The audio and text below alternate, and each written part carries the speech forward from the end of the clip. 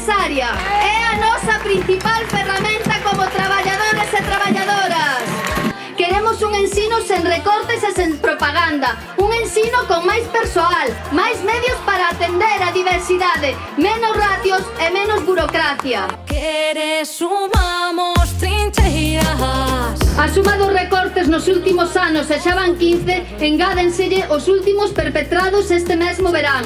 A non convocatoria de plazas de atención preferente, a eliminación de Raogal, a non convocatoria das asesorías técnicas da Consellería de Educación ou a eliminación das licencias de formación retribuídas. Até o último momento padecemos a política insaciável da Consellería de quitarnos dereitos a vez que incrementa de forma obscena a propaganda e a publicidade. Hai, polo tanto, moitos problemas común que nos afectan a todas as ensinanzas, o das ratios, o da atención á diversidade, pero tamén o exceso de burocracia inútil, disfrazada de sistema de calidade e que só serve para levarlle a cara a administración diante de posibles reclamacións. É hora de recuperar as 21 horas en primaria infantil e as 18 no resto de etapas. Tampouco se ven as melloras asinadas hai agora 2 anos por o daquela candidato Rueda aos sindicatos que lle deron as costas ao profesorado. En lugar de estar hoxe aquí, prefiren asinar unha folla en branco. Nestes 2 anos, o único que quedou claro é o desprezo do goberno do PP polo seu profesorado.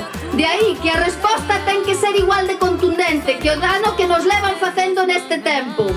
Porque ademais do empeoramento das condicións laborais e da perda galopante de poder adquisitivo, engádese o intento de control e censura a través da suposta neutralidade ideolóxica que os propios cargos da Consellería son os primeiros en non respetar, mantendo ao fronte da inspección a unha persoa reaccionaria e con ideoloxía ultra. Con esta folga, esta manifestación, demos un paso adiante e lanzamos unha mensaxe contundente e de forza á Consellería.